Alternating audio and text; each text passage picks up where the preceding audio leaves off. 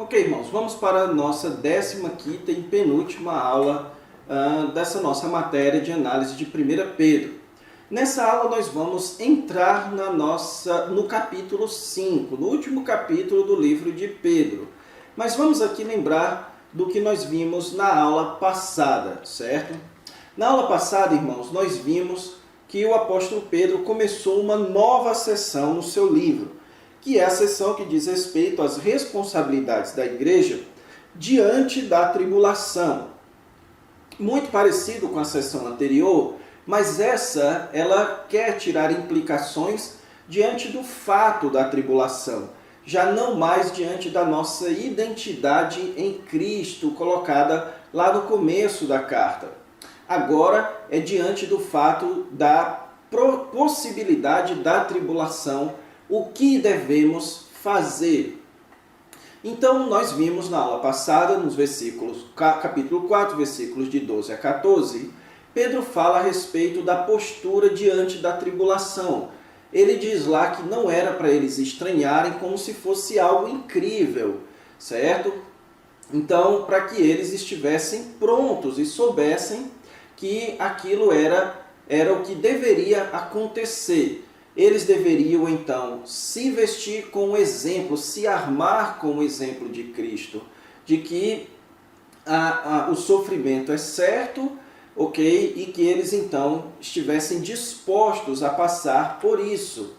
E depois, no capítulo 4, versículos de 15 a 19, ele ensina sobre o procedimento diante da tribulação. Então, ele diz, olha, não estranhe se surgir a tribulação no meio de vocês, mas se for para ser atribulado, que não sejam porque vocês têm feito o que é errado, mas por causa da associação de vocês com o nome de Cristo, por vocês serem cristãos. Então sofram e não se envergonhem por sofrer, por serem cristãos. Então, se for para sofrer, que sofra porque vocês estão juntos de Cristo, ok?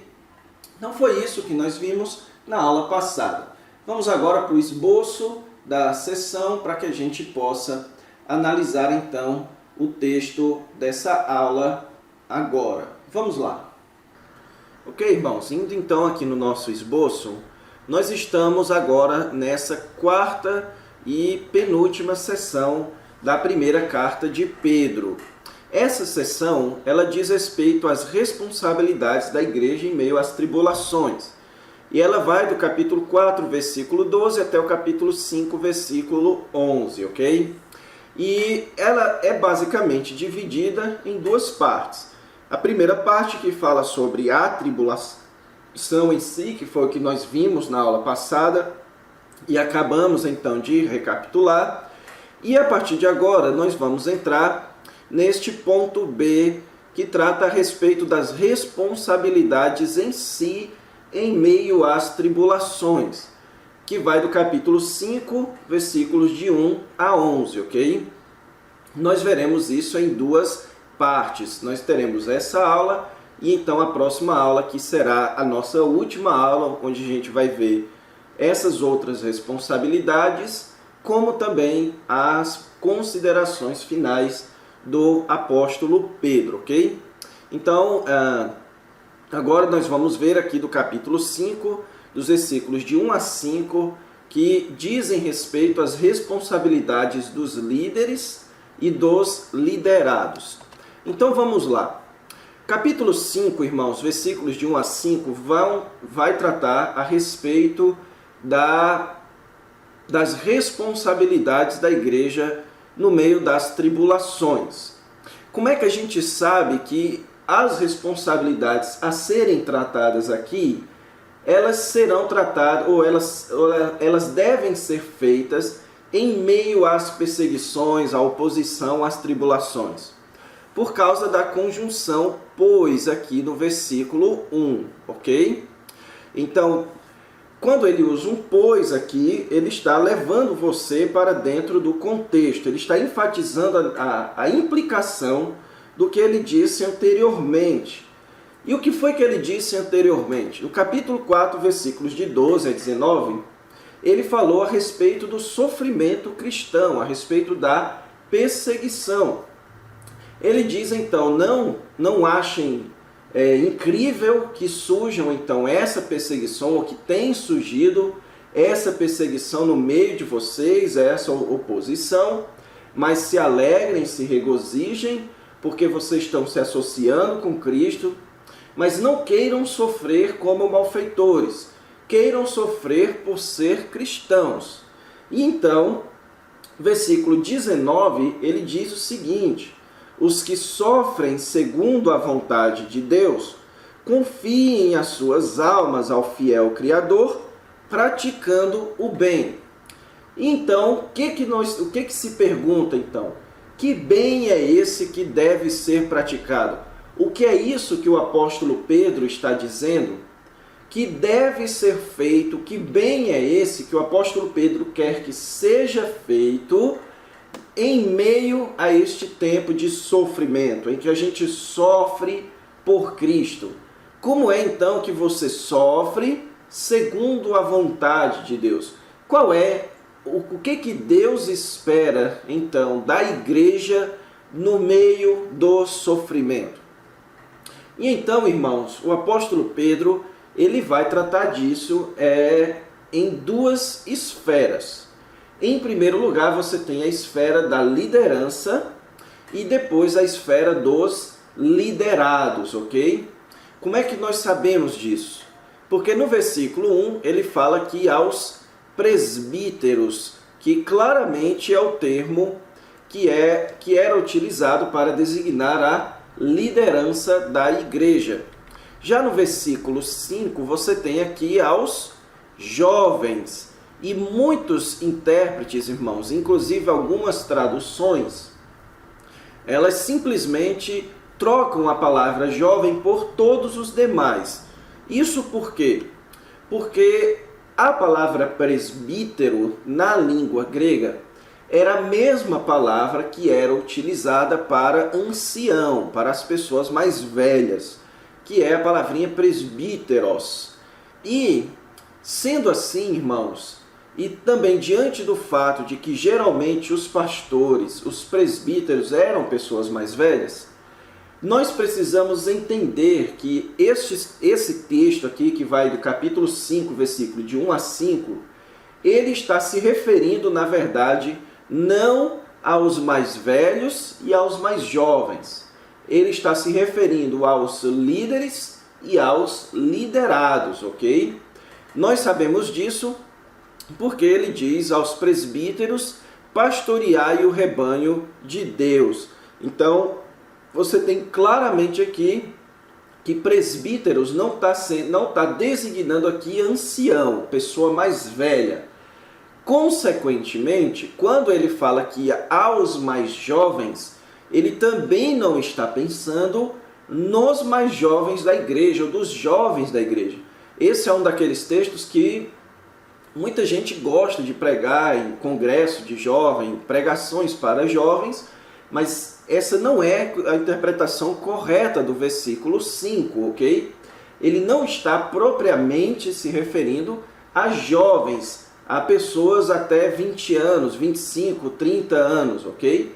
Ele não está se referindo aqui a pessoas jovens. Ele está se referindo aqui ao grupo que não é da liderança, ao grupo que não é ancião. Tanto é, irmãos, que alguns textos, como eu já disse a vocês, eles não dizem quanto aos jovens, ele diz aos demais, a todos os outros da igreja, ok?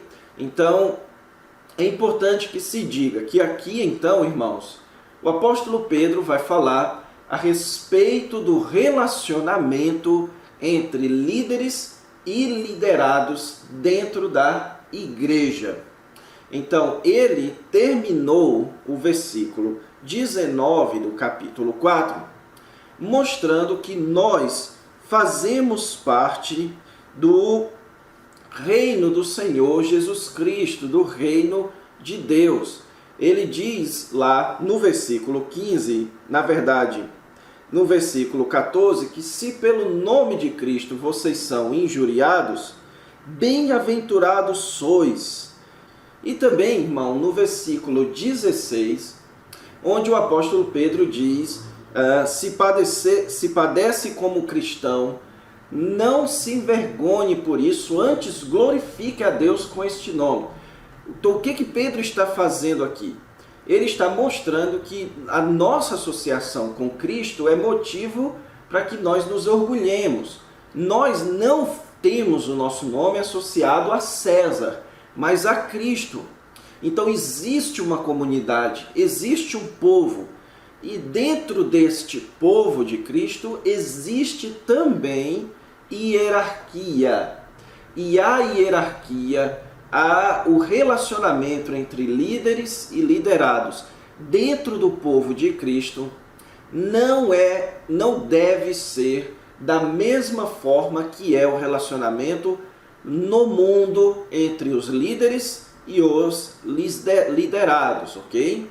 Então, tendo em vista que nós somos o povo de Cristo, tendo em vista então que o povo de Cristo deve fazer o bem, como deve ser então o relacionamento entre líderes e liderados dentro da igreja? O versículo 1, ele começa dizendo: rogo, pois, aos presbíteros que há entre vós, eu presbítero como eles, e testemunha dos sofrimentos de Cristo, e ainda coparticipante da glória que há de ser revelada. Então aqui você tem o apóstolo Pedro fazendo uma pequena digressão a respeito desse rogo que ele vai fazer aos presbíteros. Ele diz: rogo, pois, aos presbíteros que há entre vós. Então ele começa dizendo: eu, presbítero, como eles. Aqui, irmãos, quando o apóstolo Pedro utiliza essa expressão, eu, presbítero, como eles, ele está nos informando que ele também era presbítero e que então isso que ele vai falar, ele fala por experiência própria. Que se ele também é um presbítero, ele tem experiência, ele pode falar sobre como é ser um presbítero. E a palavra presbítero, irmãos, como eu disse a vocês, ela designa um ancião que naquela época era o termo designado para os líderes eclesiásticos, para aqueles que eram responsáveis pela igreja, pelo cuidado da igreja, certo? Então Pedro também tinha essa responsabilidade e teve essa responsabilidade, por exemplo, na igreja de Jerusalém e agora na igreja em que ele se encontra ali na região de Roma, ok? Só que o apóstolo Pedro, ele não é simplesmente um presbítero, ele não é apenas um presbítero, ele tem autoridade apostólica. É isso que ele quer dizer quando ele afirma e testemunha dos sofrimentos de Cristo. Então Pedro foi uma testemunha ocular dos sofrimentos de Cristo, que era um dos pré-requisitos para o apostolado, certo? A sua autoridade, irmãos, ela vem do fato de que ele era um apóstolo. E em 1 Pedro 1:1, ele diz: Pedro, apóstolo de Jesus Cristo. Então aqui Pedro está dizendo que roga aos presbíteros, ele também sendo um presbítero, mas ele também sendo um apóstolo. E então ele diz, e ainda coparticipante da glória que há de ser revelada. Então ele acabou de dizer, e nós vimos isso na aula passada, que aqueles que participam do sofrimento de Cristo também participarão da glória futura de Cristo. Aqueles que se alegram com o sofrimento ou por sofrer por amor a Cristo agora, se alegrarão exultando no futuro. Foi isso que nós vimos na aula passada.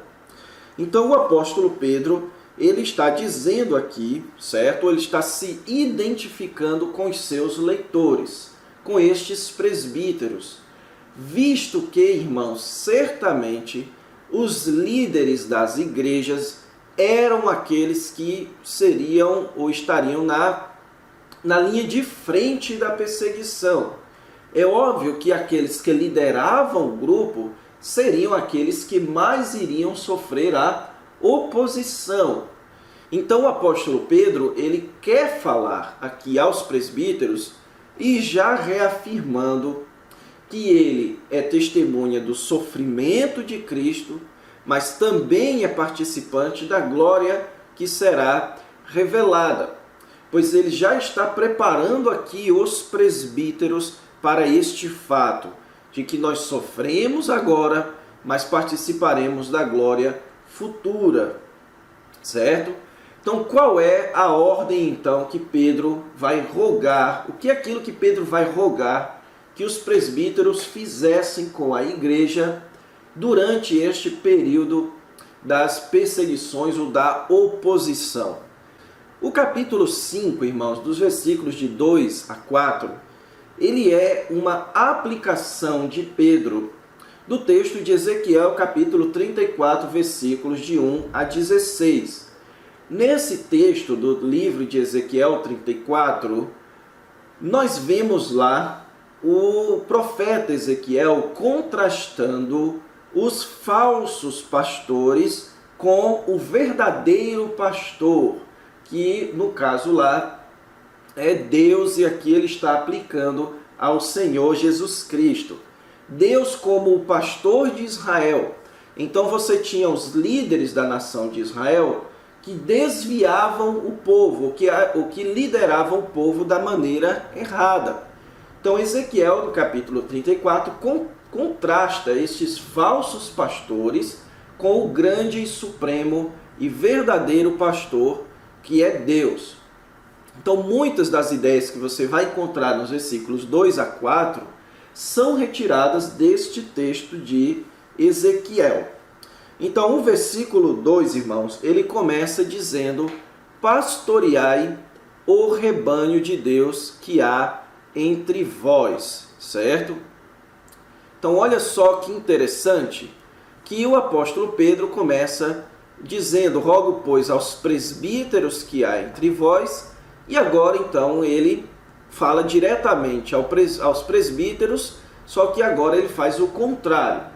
Ele começa falando ao todo o povo: rogo, pois, aos presbíteros que há entre vós, que vocês, presbíteros, pastoreiem o rebanho de Deus que há entre vós. Então, só esse recurso estilístico, esse paralelismo de oposição que foi feito aqui pelo apóstolo Pedro, só mencionando esse paralelismo. Então ele diz: pastoreai o rebanho de Deus.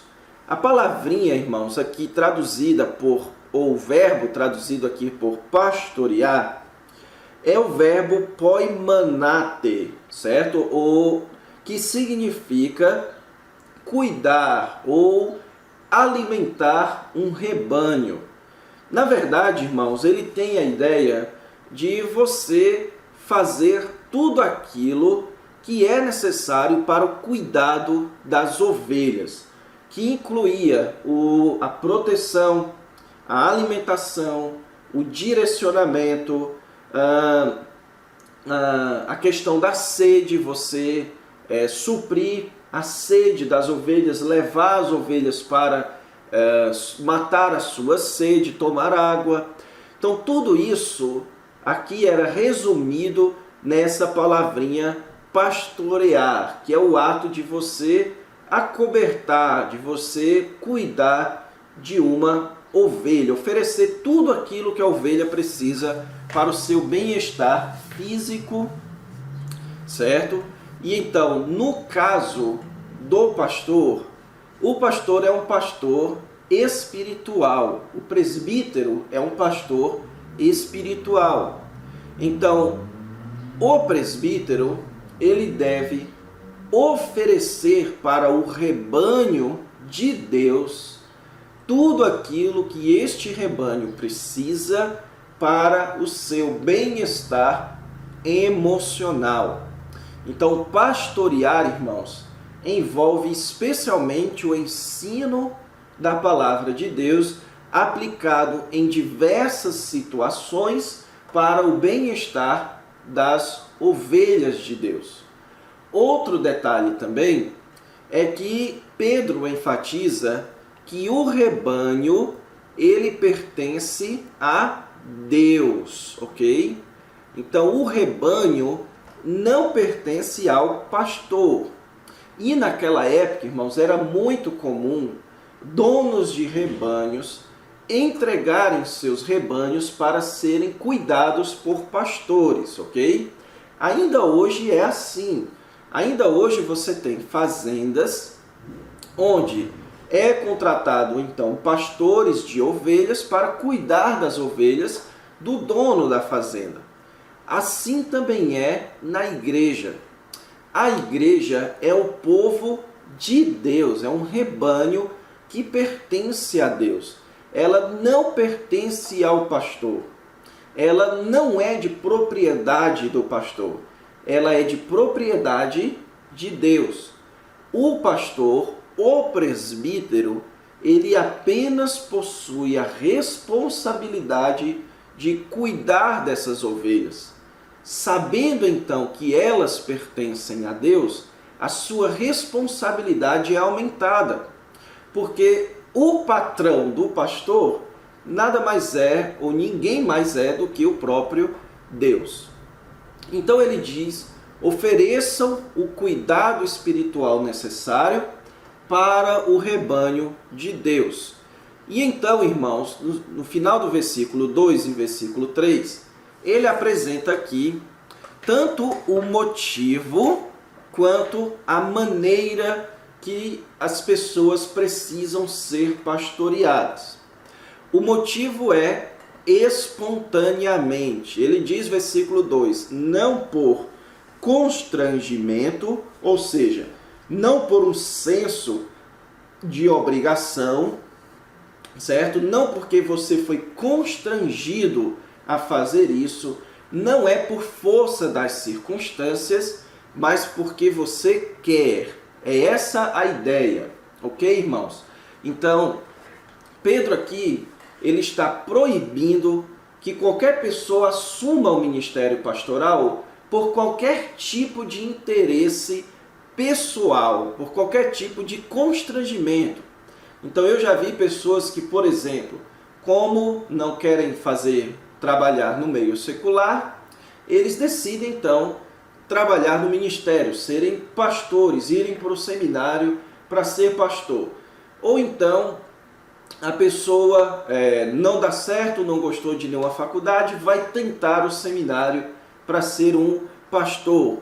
Ou então o filho do pastor, o pai quer muito que o seu filho seja pastor, e ele então ordena que o seu filho vá para o ministério para ser pastor. Situações desse tipo aqui, e aplicado naquela época, quando a pessoa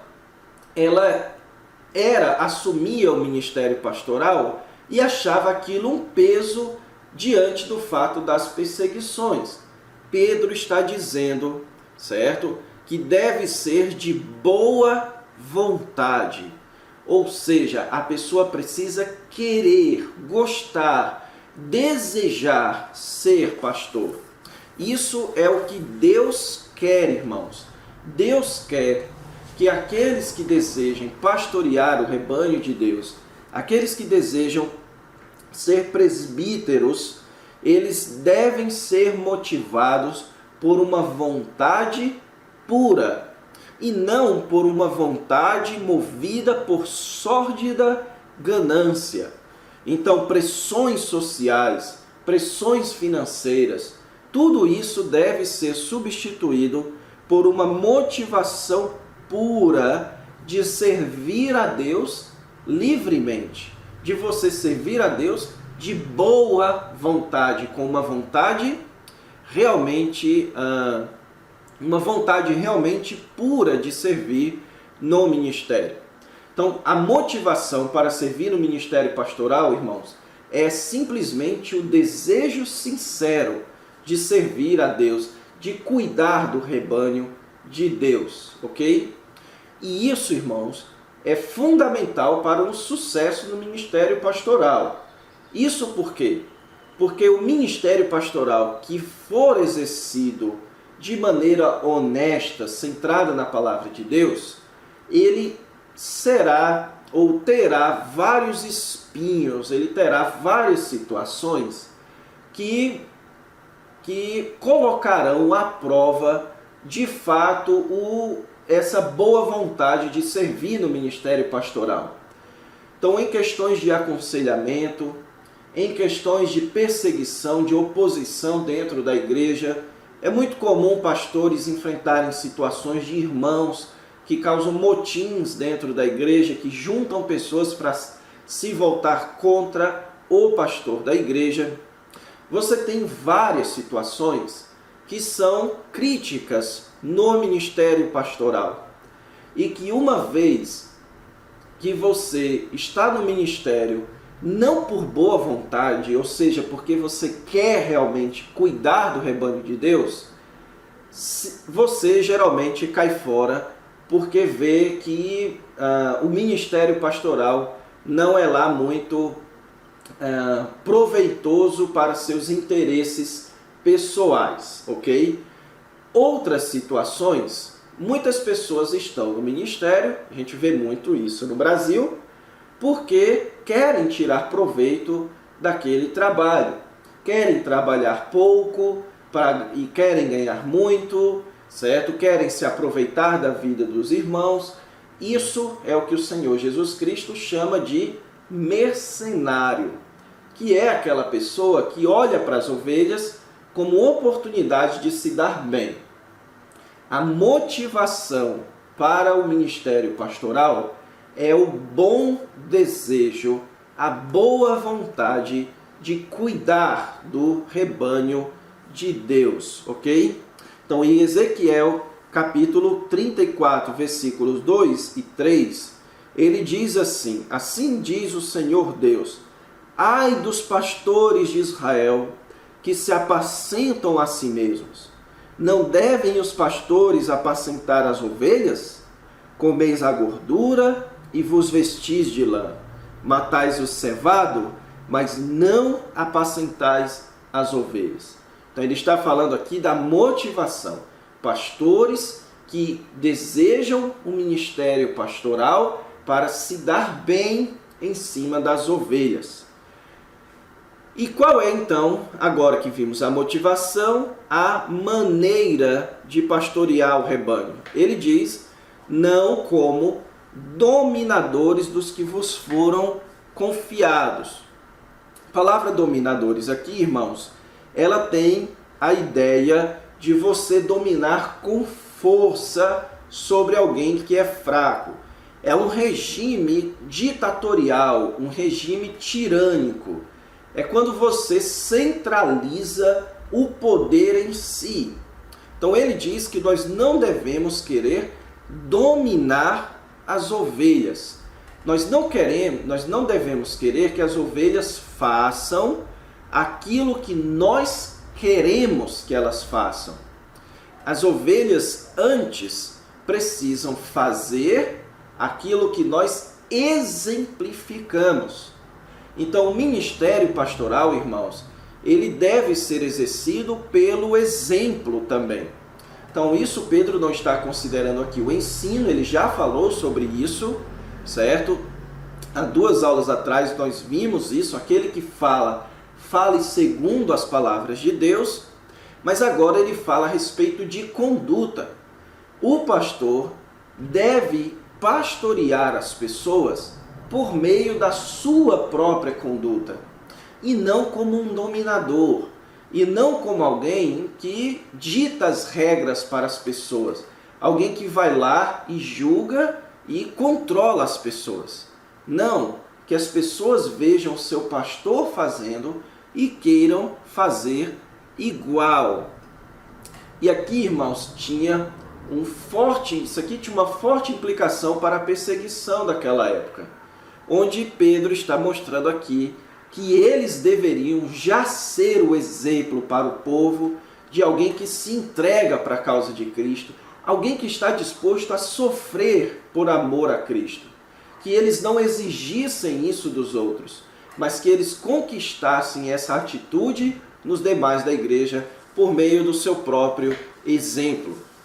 E então ele no versículo 4 usa aqui uma partícula inferencial, o ora, ou seja, por inferência, se vocês dão o exemplo para o povo de perseverança no meio da provação, logo que o Supremo Pastor se manifestar, recebereis a inacessível coroa da glória. Ou seja, se vocês forem bons pastores agora, um dia vocês serão recompensados pelo Supremo Pastor. Então, se você ocupa o ministério pastoral, pense nessa recompensa. Se Pedro está falando nela aqui, é porque você deve desejá-la. Pense nessa recompensa da coroa da glória, de ser recompensado pelo Supremo Pastor, que é o Senhor Jesus Cristo, ok? Então deseje isso, pastoreie o rebanho de Deus pelo exemplo, com dedicação, com boa vontade, para que um dia o Senhor Jesus Cristo te recompense por isso. E então, agora, versículo 5, ele vai falar a respeito dos demais da igreja, como eu expliquei a vocês. Ele diz: rogo igualmente aos jovens, qual deve ser então a postura daqueles que são liderados? A postura de submissão. E a palavra submisso, sede submisso aqui, irmãos, ela é a mesma palavra que é usada das esposas para os maridos, certo? Ela possui a ideia de obedecer, a ideia de você seguir a liderança. Então ele diz: sigam as lideranças dos que são mais velhos. Ou seja, eu já expliquei para vocês que esse contraste jovem e velho é de liderado para com a liderança. Então a igreja precisa seguir a liderança do seu pastor, irmãos. E aqui, se você é pastor de alguma igreja que adote o modelo congregacional, muitas vezes esse modelo congregacional, que é o modelo, inclusive, que eu abraço também na teologia, ele tem um certo risco, que é o risco de amenizar ou de suavizar a ideia da liderança do pastor. Uma vez que a igreja decide tudo, a igreja dificilmente segue a liderança do pastor. Então o pastor precisa liderar a igreja, expor as suas opiniões, expor o que ele acha que deve ser feito com o rebanho, a condução do rebanho. E a igreja precisa considerar as palavras do seu líder com muito afinco, com muito respeito. A igreja não pode dividir forças com o seu pastor. A igreja, na verdade, precisa assumir uma posição de querer ser conduzida pela liderança pastoral. E então, irmãos, aqui, certo? O que é que Pedro fez? Ele disse: pastores, cuidem do rebanho de Deus, dando bom exemplo para eles. Os demais sigam a liderança do seu pastor. Outros sim, no trato de uns para com os outros, ou seja, no trato de pastores para com as ovelhas, cingi-vos todos de humildade. Então, qual é a chave para o bom relacionamento entre pastores e ovelhas? É a humildade. É quando as roupas são roupas de humildade, roupas aqui no sentido metafórico, ok? Então, um pastor, irmãos, que ele tem humildade, ele não vai fazer o que foi dito no texto do versículos de 1 a 4. Ele não vai pastorear o rebanho de Deus em um sistema tirânico. Da mesma forma, o povo da igreja que é revestido de humildade vai sujeitar-se à liderança do pastor. Então, a humildade é a chave para o bom relacionamento entre pastores e ovelhas. Todas as vezes, absolutamente todas as vezes, que há conflito entre pastor e ovelha, uma das duas partes, ou mesmo as duas, não está agindo em humildade. Na verdade, irmãos, isso se aplica a todo relacionamento, ok? Mas especialmente na questão de pastor e ovelha, se há conflito, não está tendo humildade em uma das partes ou mesmo nas duas.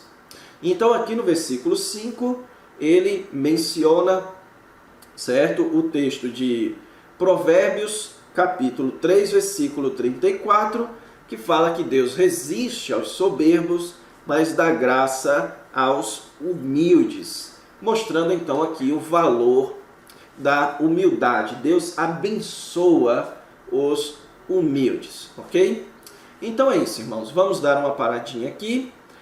Na próxima aula, então, a gente continua. Fiquem com Deus. Até lá.